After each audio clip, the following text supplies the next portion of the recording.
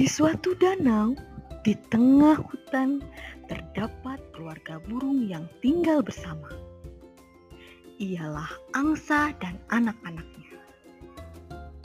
Dalam keluarga tersebut, diceritakan seekor anak elang yang hidup bersama dengan keluarga mereka. Apakah kamu melihat ada yang berbeda dalam diriku? Mengapa berbeda? Kita kan sama dari keluarga burung. Oh, iya ya. Mungkin hanya perasaanku saja. Anak-anak, untuk hari ini kita akan belajar berenang ya. Siap! Ayo siap!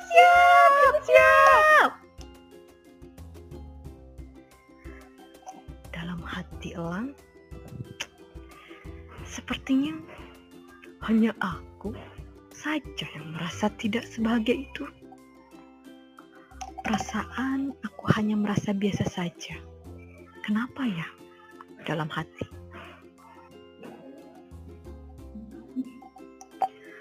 Pada saat belajar berenang, anak elang yang merasa berbeda ini pun tetap memaksakan diri untuk mengikuti setiap arahan dari ibu angsa yang dianggap sebagai ibunya sendiri. Di dalam hatinya pun tetap merasakan hal yang sama, yaitu ketidaknyamanan dan merasa tidak bahagia. Kenapa ibu tidak merasakan apa yang kurasakan? Kan aku tidak suka belajar berenang, Bu. Dalam hati burung elang.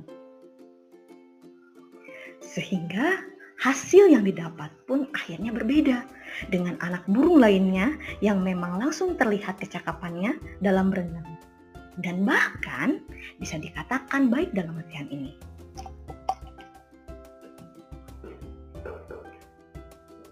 Seiring berjalannya waktu, anak elang itu tumbuh dan berkembang dengan latihan dan pembiasaan yang sama.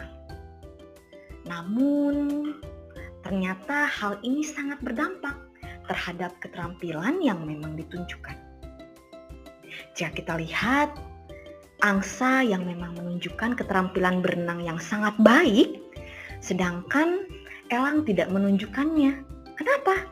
Karena kodrat dari hewan ini bukanlah hewan yang terbiasa hidup di air.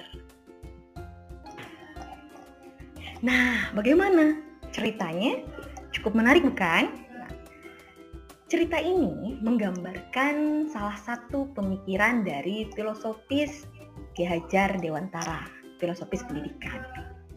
Di mana kita sebagai pendidik memang berpihak kepada murid dan juga harus menuntun murid sesuai dengan kodratnya.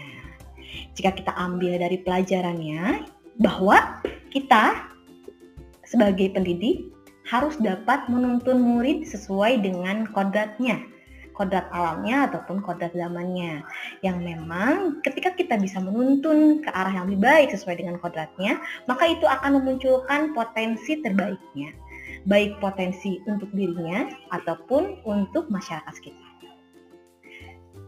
Untuk sekarang, kita akan lebih memperdalam lagi pemaparan terkait dengan filosofis pendidikan Ki Hajar Dewantara yang berpihak terhadap murid.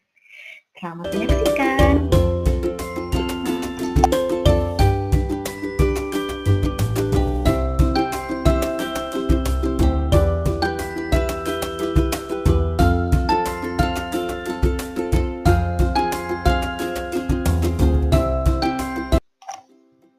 Nah, sebelumnya sudah ada pemaparan terkait dengan semboyan dari Ki Hajar Dewantara, di mana di situ yang pertama ada Ing Ngasosung Tulodo, ada Ing Madya Mangunkarso dan Tuturi Handayani.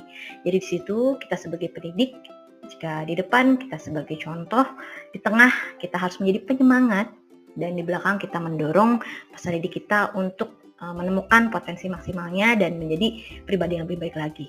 Jika kita kontekstualkan dengan suasana pembelajaran yang berpihak pada murid yang ada di sekolah kami, sekolah SMA Negeri 1 Jember.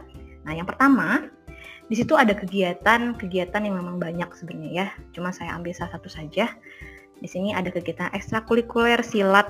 Sebenarnya banyak kegiatan ekstrakurikuler yang ada di sekolah kami. Ada karate, PMR, pramuka, ada PLH, PNF, dan lain sebagainya. Nah, dan yang kedua di situ ada pembiasaan positif. Ini pun hanya beberapa, masih ada lagi. Yang pertama ada tadarus bersama, ada juga sholat berjamaah, ada pembelajaran konspektual, lalu ada rantang berbagi, Jumat berkah, dan lain sebagainya. Tidak semuanya kami atau saya tampilkan di sini, jadi hanya yang mewakilinya saja, seperti itu. Terima kasih.